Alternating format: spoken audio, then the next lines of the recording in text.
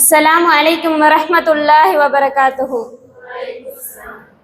الحمد لله الحمد لله رب العالمين. الصلاة والسلام على رسوله سيدنا محمد وعلى آله وصحبه أجمعين. أما بعد. رب اشرح لي صدري ويسر لي أمري واحلل عقدة من لساني يفقهوا قولي. புகழனைத்தும் அந்த ஏக இறைவனான அல்லாஹ்விற்கே உரித்தாகட்டும். சலாத்தும் சலாமும் அல்லாஹுடைய தூதர் ஸல்லல்லாஹு அலைஹி வஸல்லம் அவர்களின் மீதும், அவர்களை கண்கொண்டு பார்த்தால் என்ன நோக்கத்திற்காக பார்க்கிறார் என்று அறிந்து கொண்டு செயலில் இறங்கும் சத்திய சஹாபாக்கள் மீதும், தாபிஈன்கள், தபா தாபிஈன்கள் மீதும், மேலும் உயிருக்கும் மேலாக அல்லாஹுடைய தூதர் ஸல்லல்லாஹு அலைஹி வஸல்லம் அவர்களை நேசித்தவர்களின் மீதும், நேசிப்பவர்களின் மீதும், என் மீதும் உங்கள் மீதும் அல்லாஹுடைய சாந்தியும் சமாதானமும் என்றென்றும் நின்று நிலவட்டுமாக. ஆமீன். கண்ணியத்திற்குரிய அல்லாஹுடைய நல்லடியார்களே, அல்லாஹு தாலா நம்முடைய உடலை ஒரு ஆச்சரியமான முறையிலே தான் படைத்திருக்கின்றான். இப்பொழுது எம்முடைய கை பாதிக்கப்பட்டால் எம்முடைய கண் உறங்காது வேதனையின் காரணமாக, எம்முடைய தலை பாதிக்கப்பட்டால் எம்முடைய கண் உறங்காது வேதனையின் காரணமாக, இப்படி நம்முடைய உடலிலே ஒரு பகுதி பாதிக்கப்பட்டாலும் எம்முடைய உடல் முழுக்க வேதனை அனுபவிக்க வேண்டும். அதே மாதிரி தான் அல்லாஹ் தஆலா நம்முடைய உம்மத்தையும் படைத்திருக்கின்றான். ஒருவருக்கு ஒரு காயம் ஏற்பட்டு விட்டால், ஒருவர் ஒரு உம்மத்துக்கு பலியாகி விட்டால், இந்த ஒட்டுமொத்த உலகமும் அவர்களை கண்டு கவலை கொள்ள வேண்டும். ஒரு உம்மத்துக்கு ஆபத்து என்றால் இந்த ஒட்டுமொத்த உலகமும் கவலை கொள்ள வேண்டும். ஆனால் இன்னும் எம்முடைய சகோதரர்களின் அழுகு குரல் இன்னும் எம்முடைய காதிலே கேட்கவில்லையே. ஒவ்வொரு குழந்தைகளும், பிஞ்சு குழந்தைகள், பெற்றோர்கள், தாய்மார்கள் ஒவ்வொருவரும் தினமும் விதவிதமான வானவெடிகளால் உடல் சிதைந்து வருகிறார்களே. அவர்களுடைய அழுகுரல் இன்னும் எம்முடைய காதிலே விழவில்லையே. அவர்களை மறந்தவர்களாக, அவர்களுக்காக பிரார்த்தனை கூட செய்ய இயலாதவர்களாக வாழ்ந்து வருகின்றோம். அவர்களோ குடிப்பதற்கு தண்ணீருக்காகவும் உணவுக்காகவும் வரிசையிலே நின்று வருகிறார்கள். ஆனால் நாம், எம்முடைய வாலிபர்கள் திரைப்படத்திற்காகவும் திரை கூத்தாடிகளை பார்ப்பதற்காகவும் வரிசையில் நின்று வருகிறார்கள். அந்த அரக்கர்களை விட மிகவும் மோசமான கேவலமான அரக்கர்கள் இவர்கள்தான். அல்லாஹுடைய கண்ணியத்திற்குரிய அல்லாஹுடைய நல்லடியார்களே, நாம் அவர்களுக்காக துஆவாவது செய்ய வேண்டும், அவர்களுக்காக பிரார்த்தனை செய்ய வேண்டும். அதன் அடிப்படையிலே அவர்களுக்காக துஆ செய்தவளாக என்னுடைய உரையை துவங்குகிறேன். அல்லாஹும்ம பாரிக் லனா ஃபீ ஷாமினா, அல்லாஹும்ம பாரிக் லனா ஃபீ யமனினா, அல்லாஹும்ம பாரிக் லனா ஃபீ ஷாமினா, அல்லாஹும்ம பாரிக் லனா ஃபீ யமனினா, அல்லாஹும்ம நஜ்ஜினி மினல் கௌமில் ஸாலிமீன்.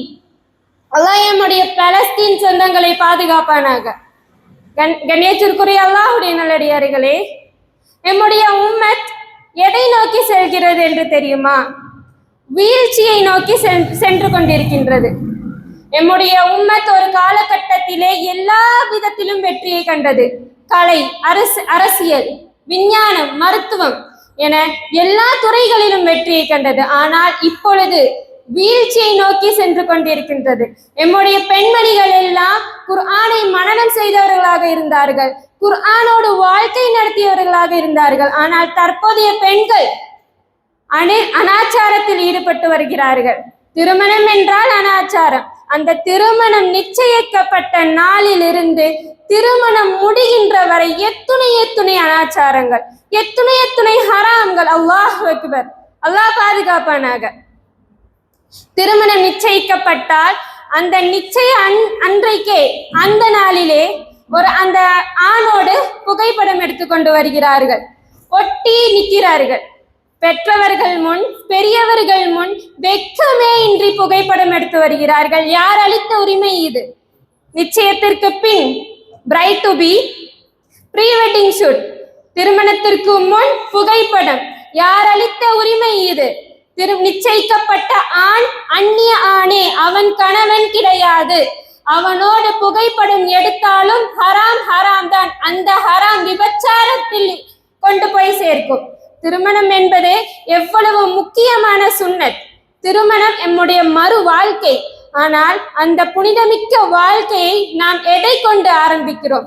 ஹராமை கொண்டா அல்லது ஹலாலை கொண்டு ஆரம்பிக்கிறோமா? இது ஒரு பக்கம் இருக்க, திருமணத்தன்று அந்த பெண்ணை வரவேற்பதற்காக அந்த பெண்ணுடைய தோழிகள் நடனமாடி கொண்டு வருகிறார்கள். அல்லாஹ் அக்பர். எத்துணை அந்நிய ஆண்கள் மத்தியிலே வெட்கமே இன்றி நடனமாடி கொண்டு வருகிறார்கள். இவர்கள் எல்லாம் ஒரு பக்கம் இருக்க, அந்த பெண்ணிற்கு மேக்கப், பிரைடல் மேக்கப் சொல்லவே வேண்டாம். எத்துணை மேக்கப். ஒட்டுமுடி வைப்பவர்களையும் வைத்து விடுபவர்களையும் அல்லாஹ் சபிக்கிறான் என்று தெரிந்தும் தெரியாமலும் வைத்து வருகிறார்கள். சாபத்தை கொண்டு நம்முடைய வாழ்க்கையை ஆரம்பிக்கிறோம். சிந்தித்து பாருங்கள். தலைமுடியில் தானே ஒட்டுமுடி வைக்க கூடாது, நாங்கள் தலைமுடியில் வைக்கவில்லை, எங்களுடைய கண் இமைகளில் தானே வைக்கின்றோம். கண் இமைகளில் ஒட்டுமுடி வைத்தாலும் அது ஒட்டுமுடி தான், அதுவும் ஹராம் தான். ஒட்டுமுடி வைப்பளையும் வைத்து விடுபவர்களையும் அதற்கு அனுமதி அளித்தவர்களையும் கூட அல்லாஹ் சபிக்கின்றான். அல்லாஹ் பாதுகாப்பானாக. இந்த பெண்கள் எல்லாம் ஒரு பக்கம் இருக்க, இவர்களை எல்லாத்தையும் விட மிகவும் கேவலமானவர்கள் இன்றைய சமூகத்து பெண்கள் இசையிலே மூழ்கிவிட்டார்கள். எந்த இசை என்று பார்த்தால், சமீபத்தில் ஒரு பெண் நியானான என்ற தொடரில் பேசுகிறாள், எனக்கு விநாயகர் பாடல் மன திருப்தியை கொடுக்கிறது என்று. அந்த விநாயகர் பாடலை கேட்க கேட்க எனக்கு ஒரு பாசிட்டிவ் எனர்ஜி வருகிறது. அடே, எது உனக்கு பாசிட்டிவ் எனர்ஜி தருகிறது? என்றைக்காவது ஒரு நாள் குர்ஆனை அர்த்தத்துடன் படித்திருக்கிறாயா? குர்ஆனை அர்த்தத்துடன் மனனம் செய்திருக்கிறாயா? குர்ஆனிலே பொருத்தம் இருக்கிறது, குர்ஆனிலே தான் மன திருப்தி இருக்கின்றது. ஆனால் நாம் எதையை பொருத்தமாக தேடுகிறோம்? எதை மன நிம்மதி என்று தேடுகிறோம்? எதன் பக்கம் நம்முடைய வாழ்வை செலுத்துகிறோம் என்பதை சிந்தித்து பாருங்கள். அன்பிற்குரியவர்களே, இவ்வளவு வீழ்ச்சி என்றால் அதற்கு காரணம் என்னவென்று தெரியுமா? நாம் எல்லாம் குர்ஆனை விட்டும் தூரமாகிவிட்டோம். அதுதான் உண்மை. வேதனையாக இருந்தாலும் நிதர்சனமான உண்மை அதுதான். குர்ஆனை விட்டும் தூரமாகிவிட்டோம். அப்படித்தானே? அல்லாஹு தாலா 114 அத்தியாயங்களை இறக்கி இருக்கிறான். ஒவ்வொரு அத்தியாயங்களையும் ஒவ்வொரு சூழ்நிலைக்கேற்ப, ஒவ்வொரு பிரச்சனைக்கேற்ப, ஒவ்வொரு காலகட்டத்திற்கேற்ப இறக்கி இருக்கின்றான். அதெல்லாம் எதற்காக? அல்லாஹ் எம்மிடத்திலே பேசுகிறான். அல்லாஹுடைய கலாம், அல்லாஹுடைய வார்த்தை அந்த குர்ஆன். ஆனால் அந்த குர்ஆனை நாம் எதற்கு பயன்படுத்துகின்றோம்? இன்று ரமலான் வந்து விட்டால் போதும், போட்டியிட்டு கொண்டு அதனை யார் முதலாவதாக முடிப்பது என்பதற்காக அல்லாஹ் இறக்கினானா? அல்லது சூரா யாசீன் என்ற ஒரு சூரா இருக்கின்றது, சிறப்புமிக்க சூரா, குர்ஆனுடைய இதயம் என்று கூறுவார்கள். அந்த சூறாவிலே அல்லாஹ் தாலா பெயரே அறியப்படாத 3 தூதர்களை பற்றி கூறுகிறான், மறுமை நாள் பற்றி கூறுகிறான், சொர்க்கம் நரகத்தை பற்றி கூறுகிறான். எதற்காக? வாரம் வியாழக்கிழமை அன்று மகரீபிற்கு பிறகு நாடகம் தொடங்கிவிடுமே என்ற பயத்திலே 15 நிமிடங்களில் குர்ஆன் அந்த யாசீனை ஓதி முடிப்பதற்காகவா அல்லாஹ் யாசீனை இறக்கினான்? அல்லது சூரா கஃப், அஸ்ஹாபுல் கஃப், குகைவாசிகளை பற்றி அல்லாஹ் கூறுகிறானே, அந்த குகையிலே 309 ஆண்டுகள் அவர்கள் எவ்வாறு தூங்கினார்கள்? அவர்களை அல்லாஹ் எவ்வாறு பாதுகாத்தான்? சூரியனே படாமல் அல்லாஹ் எவ்வாறு அவர்களை பாதுகாத்தான்? அதனை தொடர்ந்து தோட்டக்காரர்களுடைய வரலாறு, மூசா அலைஹிஸ்ஸலாம் அவர்களுடைய தனிப்பட்ட பயணம், யஅஜூஜ் மஅஜூஜ், இவைகள் எல்லாம் சூரா கஃபிலே அல்லாஹ் கூறியிருக்கின்றானே. எதற்காக? வாரம் வெள்ளிக்கிழமை ஜும்ஆவிற்கு முன் முடித்துவிட வேண்டும் என்பதற்காகவா? அல்ல கண்ணியத்திற்குரியவர்களே. இப்படி எந்தெந்த சூரா எதற்காக இறக்கியிருக்கின்றான் என்பதை அறியாமல் நாம் வாசித்து வருகிறோம். ஓதவில்லை, நாம் வாசித்து வருகின்றோம். ஓதுதல் என்பது வேறு, வாசித்தல் என்பது வேறு. அப்படி அல்ல கண்ணியத்திற்குரியவர்களே. குர்ஆனை அர்த்தத்துடன் ஓத வேண்டும். குர்ஆனோடு வாழ்க்கை நாம் கொண்டு வர வேண்டும். அல்லாஹ் எம்மிடத்திலே என்ன பேசுகிறான் என்று உணர்ந்து அதை ஓத வேண்டும். யாசீன் ஓதுவதும் கஹ்சுரா ஓதுவதும் தவறு என்று சொல்லவில்லை, ஓத வேண்டும், நன்மைதான். ஒரு எழுத்து ஓதினால் 10 நன்மை கிடைக்கும். ஆனால் வெறுமனே நன்மை மட்டும் சம்பாதிப்பதற்காக இந்த குர்ஆன் கிடையாது. இது அல்லாஹ்வுடைய வேதம். நம்முடைய வாழ்க்கையை நாம் எப்படி வாழ வேண்டும் என்பதற்காக அல்லாஹ் இறக்கிய வேதம் தான் இந்த குர்ஆன். சிறந்த சமுதாயத்திலே அல்லாஹ் குர்ஆனை இறக்கவில்லை. அந்த குர்ஆனை இறக்கிய பின் தான் அந்த சமூகமே சிறந்ததாக மாறியது. அன்பிற்குரியவர்களே, இந்த குர்ஆன் என்பது நம்முடைய உள்ளத்தை மாற்றும். எத்தனையோ நபர்களை இந்த குர்ஆன் மூலம் இஸ்லாத்திற்கு வந்திருக்கிறார்கள். காஃபிர்களுடைய உள்ளம் கூட இந்த குர்ஆனால் மாறப்பட்டது. வலீதை பற்றி இறங்கிய வசனம், இன்னஹு ஃபக்கர வகத்தர ஃபகுதில கைஃப கத்தர ثم قتل كيف وقدر ثم نظر ثم عبس وبصر ثم أدبر واستكبر. இந்த ஆயத்தை கேட்டதும் வலீத் நடுநடுங்கி போனான். என்ன ஆயத்தடா இது, என்ன வசனமடா இது என்று நடுநடுங்கி போனான். அதை தொடர்ந்து ரசூலுல்லாஹி ஸல்லல்லாஹு அலைஹி வஸல்லம் அவர்கள் சூரா நஜ்மை ஓதினார்கள். சூரா நஜ்மை ஓதினார்கள். வன்னஜ்மி இதா ஹவா மா ضل صاحبكم وما غوى. அப்படியே ஓதிக்கொண்டே வருகிறார்கள். இறுதி ஆயத்தை ஓதுகிறார்கள். வஸ்ஜுது லில்லாஹி வஅபுத். அனைத்து குஃபார்களும் சுஜூது செய்தார்கள். வலீதும் சுஜூது செய்தான், அபூஜஹலும் சுஜூது செய்தான், உமையாவும் சுஜூது செய்தான். இப்படி காஃபிர்களுடைய உள்ளத்தையே மாற்றியது எம்முடைய குர்ஆன். எம்முடைய பெண்களுடைய உள்ளத்தையும் நிச்சயமாக மாற்றும். ஆனால் அதனை நாம் அர்த்தத்தோடு படிக்க வேண்டும். குர்ஆனோடு வாழ்க்கை நடத்த வேண்டும். நீங்கள் கேட்கலாம், குர்ஆனோடு எப்படி வாழ்க்கை நடத்துவது என்று. நான் ஒரே ஒரு பெண்ணுடைய வரலாற்றை கூறி எனது உரையை முடிக்கிறேன். குர்ஆனோடு வாழ்ந்தார்கள். குர்ஆனை தன்னுடைய வாழ்க்கையாக எடுத்தார்கள். அப்துல்லா இப்னு முபாரக் ரஹிமஹுல்லாஹ் அவர் ஒரு மார்க்க அறிஞர். அவர் யாருடைய மாணவர் என்றால் இமாம் அபு ஹனீஃபா அவர்களுடைய மாணவர். யாரு? அப்துல்லா இப்னு முபாரக் ரஹிமஹுல்லாஹ். அவர்கள் தன்னுடைய ஹஜ் பயணத்தை முடித்துவிட்டு மஸ்ஜிதுல் அக்ஸாவிற்கு செல்கிறார்கள். செல்லும் வழியிலே ஒரு பெண்ணை பார்க்கிறார்கள். அந்த பெண் தன்னை முழுவதுமாக மறைத்து கொண்டு, கருப்பு நிற ஆடை அணிந்து கொண்டு முழுமையாக மறைத்து கொண்டிருக்கிறார்.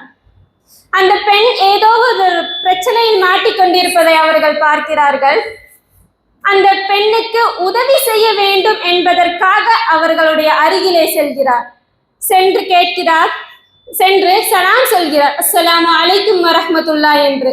அப்பொழுது அந்த பெண் கூறினார், சலாமுன் கௌலம் மிர் ரப்பிர் ரஹீம். அந்த ஏக இறைவனோட அல்லாஹ்விற்கு சலாம் உண்டாகட்டும் என்று கூறினார்கள். எது? அடுத்ததாக கேள்வி கேட்கிறார்கள் அந்த மார்க்க அறிஞர், உங்களுக்கு ஏதாவது பிரச்சனையா, நான் ஏதாவது உதவி செய்ய வேண்டுமா என்று. அதற்கு அந்த பெண் பதிலளிக்கிறார், நிச்சயமாக வழி தவறி விட்டவர்களை நேர்வழியில் ஆக்குபவன் அல்லாஹ் மாத்திரம்தான் என்று. என்ன கூற வருகிறார்? அந்த வசனத்தின் மூலம் நான் வழி தவறி விட்டேன் என்று கூற வருகிறார்கள். அதற்கு பின் அந்த மார்க்க அறிஞர்கள் கேட்கிறார்கள், நீங்கள் எங்கிருந்து வருகிறீர்கள், எங்கு செல்ல வேண்டும் என்று கேட்கிறார்கள். அதற்கு அந்த பெண் கூறினார்கள், சுபஹானல்லதி அஸ்ரா பி அப்தி லைலம் மினல் மஸ்ஜிதுல் ஹராம் இலல் மஸ்ஜிதுல் அக்ஸா. நான் மஸ்ஜிதுல் ஹராமிலிருந்து மஸ்ஜிதுல் அக்ஸாவிற்கு செல்கிறேன் என்பதை குர்ஆன் வசனத்தின் மூலமாக தெரிவிக்கிறார். அது அந்த மார்க்க அறிஞர் புரிந்து விட்டார்கள். இந்த மார்க்க அறிஞர் ஆச்சரியத்தோடு பார்க்கிறார், என்ன இந்த பெண் எதை கேட்டாலும் குர்ஆன் வசனத்திலிருந்தே கூறுகிறாரே என்று. அதற்கு அந்த பெண்ணிடம் கேட்கிறார், நான் என்ன கேட்டாலும் நீ ஏன் குர்ஆனோட வசனத்தோடு கூறுகிறீர்கள் என்று கேட்டதும் அந்த பெண் சொன்னார், மா யுல்ஃபிலு மின் கௌலி இல்லா லதைஹி ரகீபுன் அதீத். பேசப்படும் ஒவ்வொரு வார்த்தையும் வானவர்களால் எழுதப்பட்டே வருகிறது. அதனால் தான் நான் என்ன வார்த்தை பேசினாலும் அல்லாஹ்வுடைய குர்ஆனிலிருந்தே பேசுகிறேன் என்று. அப்பொழுது அந்த மார்க்க அறிஞர் கேட்கிறார், நான் உங்களுக்கு உதவி செய்கிறேன், என்னுடைய வாகனத்தில் ஏறுங்கள் என்று. அவரும் அந்த வாகனத்தில் ஏறினார்கள். வாகனத்தில் ஏறக்கூடிய துஆ அது எதிலிருந்து, அதுவும் எதில் தான் இருக்கிறது, குர்ஆனில் தான் இருக்கின்றது. அது கூட ஆனால் நமக்கு தெரியாது. என்ன துஆ? சுப்ஹானல்லதீ ஸஹ்ஹர லனா ஹாதா வ மா குன்னா லஹு முக்ரினீன் வ இன்னா இலா ரப்பினா லமுன்கலிபூன் என்ற துவாவை ஓதிக்கொண்டு பிரயாணத்தை ஆரம்பம் செய்கிறார்கள். அந்த காலகட்டத்திலே அரேபியர்கள் அரபிக் கவிதைகளை சத்தமாக பாடிக்கொண்டு தன்னுடைய பிரயாணத்தை ஆரம்பிப்பார்கள். அந்த மார்க்காரினரும் அப்படித்தான் ஆரம்பிக்கிறார்கள். ஆனால் இந்த பெண் கூறுகிறார்,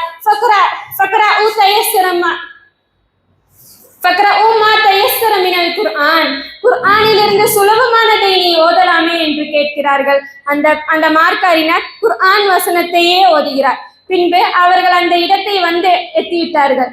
அதற்கு அந்த பெண் கூறுகிறார்கள், அந்த குழந்தைகளை அந்த மார்க்க அறிஞர் சொல்கிறார், எல்லா கேள்விகளுக்கும் குர்ஆனிலிருந்து பதில் கூறிவிட்டாய், ஆனால் இப்பொழுது நான் கேட்கக்கூடிய கேள்விக்கு உன்னால் நிச்சயமாக குர்ஆனிலிருந்து பதில் கூற முடியாது என்று சொல்கிறார்கள். அவர் கேட்கிறார், உன்னுடைய குழந்தைகளுடைய பெயர்களை குர்ஆன் வசனத்தின் மூலம் கூப்பிடு என்கிறார்கள். அப்பொழுது அந்த பெண் கூறுகிறார், வத்தஹதல்லாஹு இப்ராஹீம கலீலா وَكَلَّمَ اللَّهُ مُوسَى تَكْلِيمًا يَا يَحْيَى خُذِ الْكِتَابَ بِقُوَّةٍ. முதலாவது வசனம் வத்தஹதல்லாஹு இப்ராஹீம கலீலா, இசாவுடைய வசனம். முதலாவது குழந்தையின் பெயர் இப்ராஹிம் என்று அழைக்கிறார்கள். இரண்டாவது வசனம் வகல்லமல்லாஹு மூசா தக்லீமா, நிசாவுடைய வசனம். இரண்டாவது குழந்தையின் பெயர் மூசா. மூன்றாவது வசனம் யஹ்யா. மூன்றாவது வசனம் சூரா மரியம், அவருடைய பெயர் யஹ்யா. இப்படி குழந்தைகளுடைய பெயர் கூட எதில் தான் அழைக்கிறார்கள்? குர்ஆன் வசனத்தின் மூலம் தான் அழைக்கிறார்கள். அந்த குழந்தைகளும் வருகிறார்கள். இந்த பெண் சிறிது காசை கொடுத்து விட்டு அவர்களிடம் என்ன கூறுகிறார்கள் என்றால், فَبَعَثَ أَحَدُكُمْ بِبَرْقِكُمْ هَٰذِهِ إِلَى الْمَدِينَةِ فَلْيَنظُرْ أَيُّهَا أَزْكَىٰ طَعَامًا فَلْيَأْتِيكُمْ بِرِزْقٍ مِّنْهُ. குகைவாசிகள் குகையிலிருந்து எழுந்து நின்று அதில் ஒருவர் கூறுவார், நீ இந்த காசுகளை வைத்துக் கொண்டு உணவை வாங்கி வாருங்கள் என்று. இந்த வசனத்தை ஓதி காண்கிறார்கள். அந்த குழந்தைகளுக்கு கூட புரிந்து விட்டது, தன்னுடைய தாய் என்ன கூற வருகிறார், இந்த காசை கொண்டு போய் பட்டணத்தில் சென்று உணவை வாங்கி வர வேண்டும் என்று கூறுகிறார்கள். அந்த குழந்தைகளையும் அந்த பெண் எவ்வாறு தான் வளர்த்திருக்கின்றாள் என்பதை நாம் சிந்தித்து பார்க்க வேண்டும். குழந்தைகளுக்கு கூட குர்ஆன் வசனத்தை ஊட்டியே வளர்த்திருக்கிறார்கள். இப்படித்தான் நாமும் இருக்க வேண்டும். இப்படி நாம் இருக்க வேண்டும் என்று சொல்லவில்லை, எப்படியெல்லாம் எம்முடைய முன்னோர்கள் இருந்தார்கள் என்பதை தான் நான் கூறி வந்தேன். அன்பிற்குரியவர்களே, சிந்தித்து பாருங்கள், நாம் எப்படி குர்ஆனோடு தொடர்பில் இருக்கின்றோம்.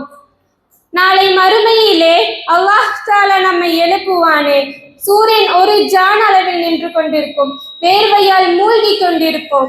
நாமெல்லாம் ஓடுவோமே, உதவிக்காக ஓடுவோம். யாரும் அந்த நாளில் உதவி செய்ய மாட்டார்கள். யார்தான் நமக்கு உதவி செய்வான்? அல்லாஹ்வுடைய தூதர் ஸல்லல்லாஹு அலைஹி வஸல்லம் அவர்கள் தான் உதவி செய்வார்கள். ஆனால் அந்த நாளிலே அல்லாஹ்வுடைய தூதர் ஸல்லல்லாஹு அலைஹி வஸல்லம் அவர்கள் எம்மை பார்த்து, யா அல்லாஹ், இவர்கள் உன்னுடைய குர்ஆனை புறக்கணித்து விட்டார்கள் என்று கூறிவிட்டால் நம்முடைய நிலைமை எவ்வாறு இருக்கும் என்று சிந்தித்து பாருங்கள். அவ்வளவுதான், நரகத்தில் எம்மை தூக்கி போட்டு விடுவார்கள். கபரை குறித்து பயம் இல்லாமல் நாம் இருக்கின்றோமே, கபரிலே எம்மை அடக்கம் செய்து விட்ட பிறகு என்ன செய்வார்கள்? ஒரு குடம் போன்ற சட்டி, அதன் அடியில் ஷோயில மின்னார், தீ மூட்டப்படும் போதெல்லாம் என்னை காப்பாற்றுங்கள், என்னை காப்பாற்றுங்கள் என்று கதறுவார்களே. அந்த நெருப்பில், அந்த சுட்டெரிக்கும் அந்த குடம் போன்ற செட்டில் கொதிக்கக்கூடிய எண்ணெய், அதில் எம்மை தூக்கி போட்டால் நம்முடைய நிலைமை என்ன ஆகும் என்று சிந்தித்து பாருங்கள். இந்த குடம் போன்ற சட்டியுடைய தண்டனை யாருக்கு தெரியுமா? விபச்சாரம் செய்தவர்கள், அந்நிய ஆணோடு தொடர்பில் இருப்பவர்கள். நாம் விபச்சாரம் என்று சொன்னால் எதையோ சிந்திக்க வேண்டாம். நான் முதலாவதாக சொன்னேனே, நிச்சயமிக்கப்பட்ட ஆணோடு புகைப்படம் எடுப்பது, அதுவும் ஹராம். விபச்சாரத்தில் தான் என்னை கொண்டு போய் சேர்க்கும். அல்லாஹ் பாதுகாப்பானாக. இப்படி ட்ரெண்டிங் என்ற பெயரில் எதையோ நாம் செய்து வருகின்றோம், எதையோ கையில் எடுக்கின்றோம். ஃபேமஸ் ஆவதற்காக என்னவெல்லாமோ செய்கின்றோம். ஆனால் உண்மையான வெற்றி எது தெரியுமா? ரியல் ஹாப்பினஸ்னா எது தெரியுமா? நாளை மறுமையிலே அல்லாஹுடைய தூதர் ஸல்லல்லாஹு அலைஹி வஸல்லமிலிருந்து இந்த ஒட்டுமொத்த மக்களுக்கும் மத்தியிலே எம்முடைய தாயை மிகப்பெரிய சிம்மாசனத்தில் உட்கார வைத்து அவர்களுக்கு கிரீடம் அணிவிக்கப்படும் அல்லவா, அதுதான் உண்மையான வெற்றி. அந்த வெற்றி வேண்டும் என்று சொன்னால் இந்த குர்ஆனோடு நாம் தொடர்புடையவர்களாக இருக்க வேண்டும். குர்ஆனை அர்த்தத்துடன் படிக்க வேண்டும். குர்ஆனை முழுமையாக மனனம் செய்ய வேண்டும். இப்படி எனவே அன்பிற்குரியவர்களே, அல்லாஹ் தஆலா நம்மை குர்ஆனுடைய ஆற்றலை, குர்ஆனுடைய ஞானத்தை வழங்குவானாக. குர்ஆனோடு தொடர்புடையவர்கள் கூட்டத்தில் எம்மை ஆக்குவானாக. வாஹிர் தவானா அல்ஹம்துலில்லாஹி ரப்பில் ஆலமீன். அஸ்ஸலாமு அலைக்கும் வரஹ்மத்துல்லாஹி வபரகாத்துஹு.